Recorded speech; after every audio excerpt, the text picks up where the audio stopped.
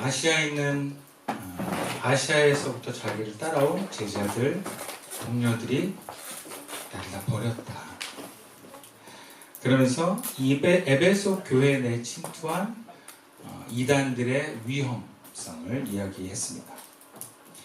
그리고 이제 3장에 들어서는 그 이단자들의 위험을 말세적인 현상이다라고 규정하고 이를 좀 더 구체적으로 이야기합니다. 그러면서 바울은 이단자들과 대조적으로 바울 자신의 어떤 삶, 그것을 모범으로 본받을 것을 얘기하면서 마지막으로 성서의 중요성을 이야기합니다. 그래서 디모데는 그런 이단자들과 달리 자신들처럼 하나님의 사람으로 살 것을 권면하고 있는 것이 바로 오늘 3장의 내용입니다. 오늘 먼저 본문 1절 말씀 읽어보겠습니다. 너는 이것을 알라. 말세에 고통하는 때가 이르러. 바울은 여기서 말세에 고통하는 때가 이른다라고 말합니다. 근데 이것은 앞으로 일어날 말세에 대한 예언의 내용이 아닙니다. 바울은 지금 에베소에 침투한 이단자들의 악을 말세적인 현상이라고 보고 이것을 구체적으로 이야기하고 있는 것입니다. 그래서 그 말세에 나타난 악의 목록을 2절부터 9절까지 나열을 하는데 얼핏 보면 로마서 1장 29절에서 31절과 같은 일반적인 악덕인 목록 같지만 자세히 관찰해 보면 당시 이단자들의 행동들과 많이 연결되어 있습니다. 가령 오늘 보면 2절 말씀에 이렇게 기록됩니다. 자랑하며 교만하며 비방하며 부모를 거역하며 이렇게 얘기를 해요. 근데 이것은 당시 영지주의자들이 지식이 있다고 하면서 자랑하고 교만했습니다. 또 에베소 교회 내에 부모를 공경하지 않는, 특히 과부된 자기 어머니를 돌보지 않는 사람들을 의식하면서 말한 것입니다. 또 오늘 본문 5절 말씀에 이렇게 기록합니다. 경건의 모양은 있으나 경건의 능력은 부인하니 라고 했어요.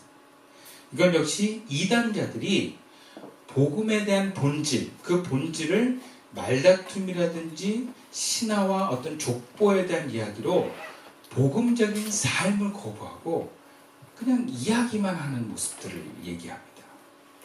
마치 외식하는 바리새인처럼 외적인 모습은 그리스도인들 같은데 실제 그들의 삶은 그리스도인이 아니다라는 거예요. 그들은 금욕을 실천하면서 종교적인 소재들을 논쟁하면서 스스로 종교적인 사람이다라고 생각을 하지만 그리스도의 말씀에 순종과 삶의 변화는 빠져 있다라는 거죠. 한마디로 그들은 이름만 그리스도인일 뿐이지 본질적으로 그리스도인은 아니다. 오늘날 표현으로 무늬만 그리스도인이다. 삶은 그리스도인이 아니다라는 거죠. 바울은 디모데에게 지금 에베소 교회에 일어나고 있는 현상이 바로 말세 현상이다라는 거예요.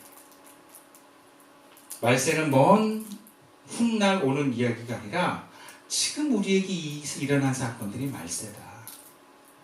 그 말세를 살아가는 우리들이, 특히 디모데 네가 어떻게 살아야 되는가, 그거를 자신의 삶을 통해서 이야기하는 것이 오늘 본문 내용입니다. 그것이 오늘 본문 10절부터 12절까지의 말씀인데요. 제가 한번 쭉 읽어드리겠습니다. 나의 교훈과 행실과 의향과 믿음과 오래 참음과 사랑과 인내와 박해를 받음과 고난과 또한 안디옥과 이고니온과 루스드라에서 당한 일과 어떠한 박해를 받은 것을 내가 과연 보고 알았거니와 주께서 이 모든 것 가운데서 나를 건지셨느니라. 무릇 그리스도 예수 안에서 경건하게 살고자 하는 자는 박해를 받으리라. 이단자들의 악덕을 18가지로 나열을 했다면 대조적으로 바울은 자기 삶에 나타난 삶의 모습을 9가지로 드러내고 있습니다. 근데 자신의 삶으로 드러난 이 9가지가 디모데 네가 본받아야 될 내용이라는 거예요. 특히 사랑이라고 하는 것은 바울의 삶의 특징이면서 디모데가 본받을 덕목입니다. 그러나 이단자들에게는 없는 거예요. 그러니까 자기를 위한 사랑이 있는데 타자를 위한 사랑은 없는 거라는 거죠. 그러면서 바울은 디모데가 자신의 교훈과 더불어서 그 삶을 본받기를 원합니다. 그리고 이러한 교훈에는, 이러한 행실에는 또 이것이 반드시 따른다는 것을 잊지 않고 말하고 있습니다. 그것이 오늘 본문 12절 말씀입니다. 함께 읽어볼까요? 시작. 무릇 그리스도 예수 안에서 경건하게 살고자 하는 자는 박해를 받으리라. 그렇게 바울과 같은 경건하게 삶을 살고자 하는 사람에게는 박해를 받는다라는 것입니다. 전체적으로 풀어서 얘기하면 이런 얘기예요. 디모데야, 지금 마지막 때야. 지금 이단자들이 판을 치고 세상은 아드로 가득 차 있어. 너는 그리스도인으로, 사명자로, 전도자로, 목회자로 그들과 다르게 그리스도 안에서 경건하게 살아야 된다. 그런데 그러려면 박해를 받아야 돼. 거죠. 그럼 이 말씀을 우리가 어떻게 받아들일 수 있겠습니까?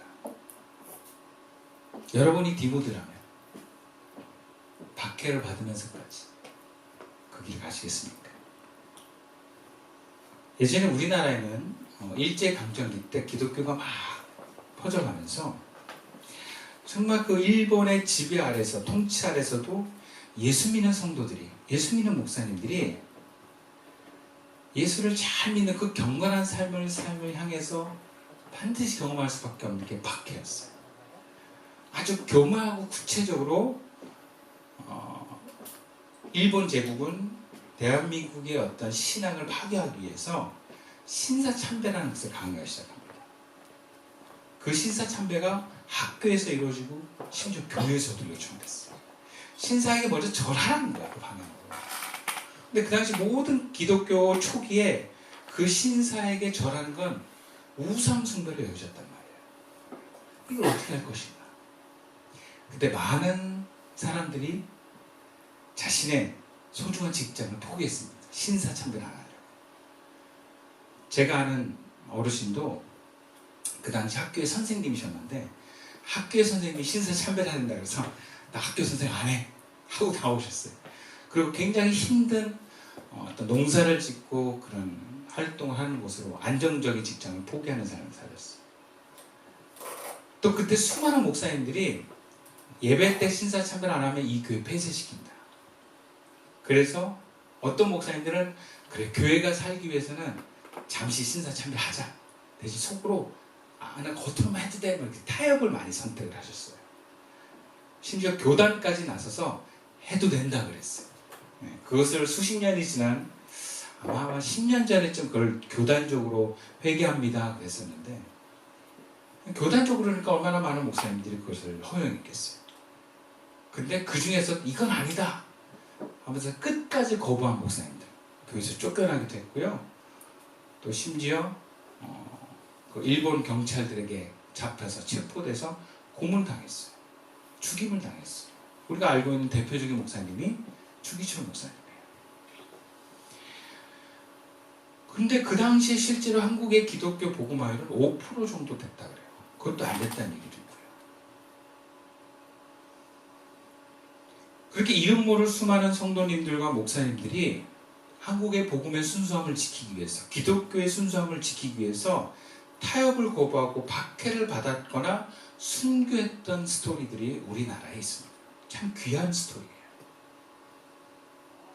근데 문제는 지금 우리들의 삶에는, 저와 여러분들의 삶에는 이런 목숨을 담보로 하는 박해가 전혀 나타나지 않는다는 거예요. 절박한 상황이 없어요. 어쩌면 디모데는 바울의 이야기가 자신의 이야기처럼 들렸을지 몰라요. 여차하면 에베소의 어떤 그 사회에 의해서 해를 입을 수도 있고요. 또 교회 안에서도 이단자들이 자신을 모해하고 음해하고 쫓아내려고 하는 움직임들이 일어날 수 있기 때문에 디모데는 바울의 종말적인 메시지가 아마 먼 이야기로 들려지지는 않았을 것입니다. 그는 당시 복음의 위기 상황에서 그래, 박해가 있을 수밖에 없어 라는 것을 아마 인정했을 거예요. 근데 문제는 우리입니다. 우리는 현재 이런 박해가 없어요. 말세에 일어날 18가지 양복들이 아직 우리에게 일어나지 않았습니다. 그런데 그런 시각에서 그렇게 우리의 신앙은 위협받을 것도 없고 그렇게 스스로 박해가 없는 삶의 상황에서 굳이 그렇게 몸부림을 쳐야 되는 처절한 신앙생활을 해야 되냐 이거예요. 또 종말신학이라고 하는 것은 긴장이나 두려움에 근간하는 것이 아닙니다. 그렇게 빠져들면은 건강한 방향의 신앙은 아니에요. 이제 곧 종말이 다가와. 똑바로 살아야 돼. 또 두려움에 근거한 신앙의 요청은 아닙니다. 또 억지로 막 되는 것도 아니에요. 그리고 우리는 지난 몇 세기 동안 이런 말세 징조에 대해서 너무 많이 들어왔어요. 바울도 자신이 죽기 전에 혹은 죽자마자 예수님이 곧 오실 거다라고 하는 그 재림신앙, 이 말세, 그것은 바울 자신도 금방 올 거라고 확신을 했었습니다. 근데 아직 이루어지지 않았어요. 자, 그렇다면 경건한 삶을 살기를 명하면서 심지어 그로 인해서 박해도 받으라고 하는 이 메시지를 오늘 우리는 어떻게 받아들여야 되는가? 이거를 다른 사람의 이야기로 들어야 되는가? 아니, 나에게 주시는 말씀이라면 우리는 어떻게 받아야 될까요? 오늘 본문 17절 말씀입니다. 다 같이 한번 읽어볼까요? 시작. 이는 하나님의 사람으로 온전하게 하며 모든 선한 일을 행할 능력을 갖추게 하려 함이라. 하나님의 사람으로 더욱 온전하게 사는 것, 주님께서는 우리가 그것을 선택하라는 것입니다. 이것이 오늘 본문을 통해서 우리에게 주시는 말씀이에요. 먼저 박해를 받으리라 해서 박해는 우리가 외부적인 박해로만 봐서는 안 됩니다. 박해의 결과는요, 몸과 마음의 고통이고, 그래서 박해의 목적은 그 고통과 두려움 때문에 변화를 거부하는 목적을 갖고 있습니다. 그러니까 옛날로 따지면 예수 못 믿게 하려고 박해를 하는 거예요. 경건하게 신앙생활 하지 못하게 하려고 박해를 하는 거예요. 그게 박해의 목적이에요. 근데 그것을 이루기 위해서 두려운 상황을 연출하고 만들어내는 것이 방법이에요. 근데 바울 당시에는 그렇게 사람을 죽이고 가두는 거였어요. 때리는 거였어요. 우리 일제시대에도 때리고 가두고 협박하는 거였어요.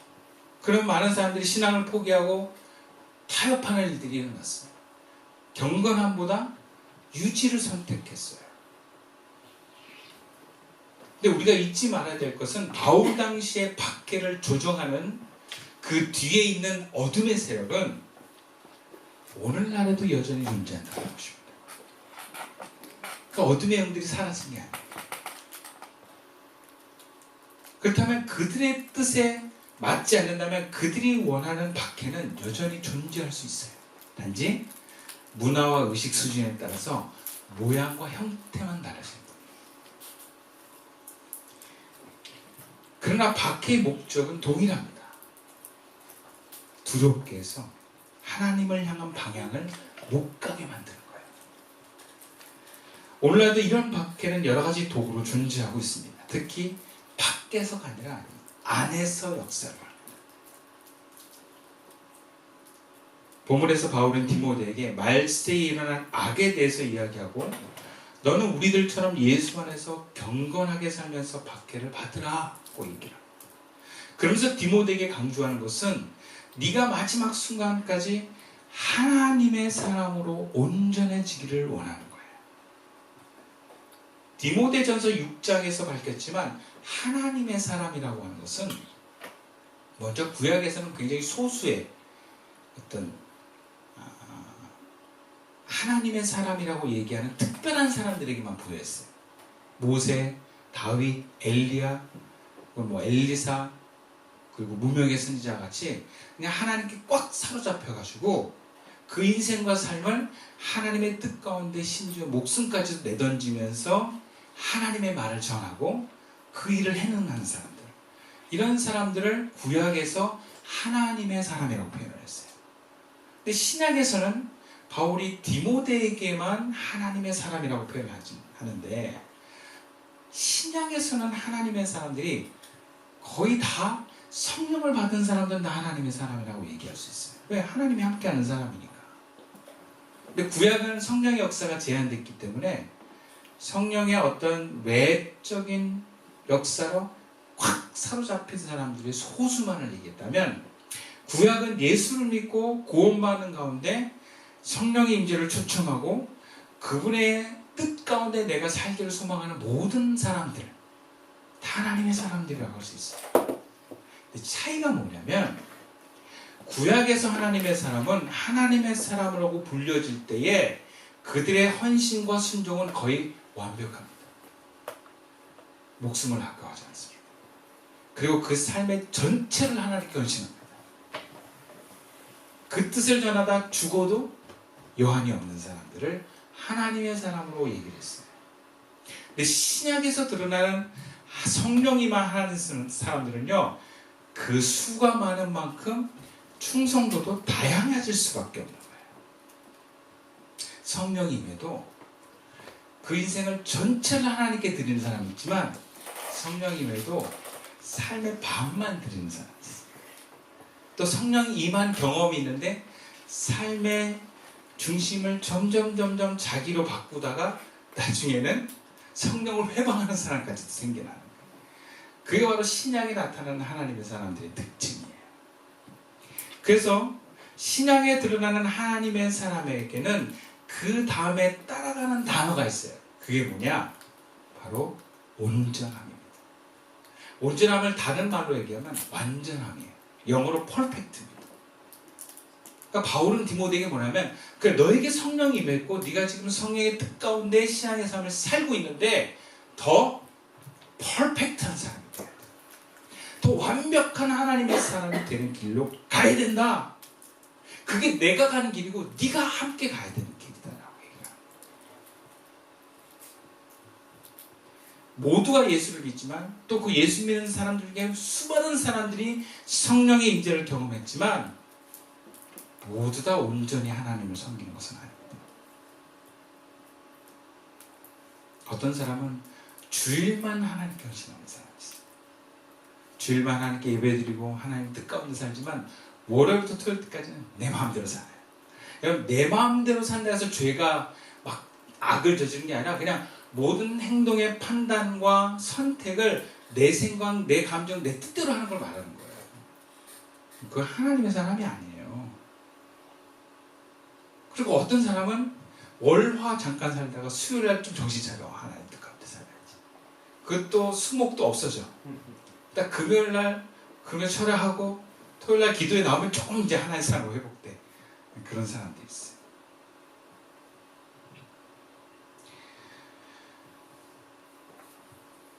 삶의 모든 면에서 하나님께 순종하고 주님과 동행하는 사람은 적습니다. 그래서 경건에 이르는 길을 바울은 경건의 삶이라고 하는 표현을 했지만, 예수님이 뭐라 그러냐면 천국 가는 길이라고 했어요. 예수님이 말한 천국 가는 길은 구원을 얻느냐 못 얻느냐의 길이 아니라 하나님과 온전해지는 그 가는 그 길. 예수님 뭐라 그래요? 좁다 그래요. 사람이 적다 그래요.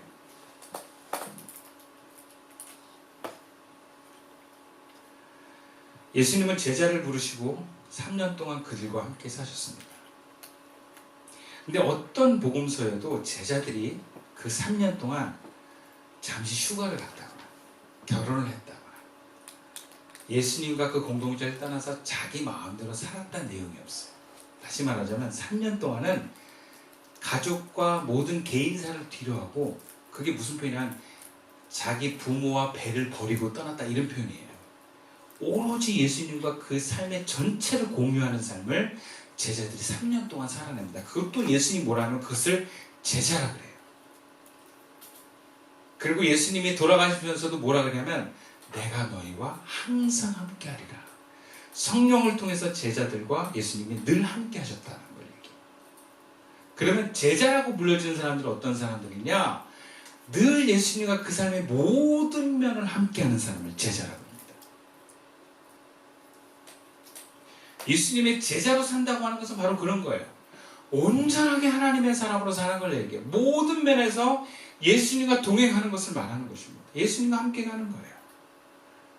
근데 여러분, 예수님과 함께 가는데 내가 제자라고 한다면 어떤 특징을 갖고 있느냐? 내 삶의 주도권이 주님께 있는 거예요. 그러니까 제자죠. 내가 만약에 내 삶을 주도하고 예수님 따라오세요 한다면 나는 예수의 제자가 아니에요. 예수가 내 제자가 되는 것이지. 그러니까 예수님의 제자로 산다는 것은 성령에 의해서 예수님과 늘 동행하는 삶. 내가 오늘 만나는 만남, 구체적으로 그 사람과 말하는 것까지도 예수님 안에서 이루어지는 사람을 말합니다. 문제는 그 부르심을 받은 하나님의 사람들이 순종을 하지만 온전하게는 순종하지 않는다는 게 있어요.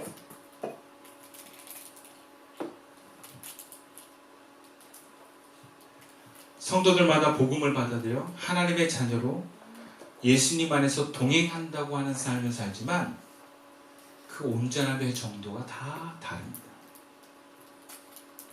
주님은 우리가 적어도 지금은 아니더라도 점점 우리의 삶이 예수님 안에서 온전한 하나님의 사람으로 변화되기를 원하십니다. 그 기쁨의 자리, 그 요청의 자리로 함께 갈 수 있기를 축원합니다.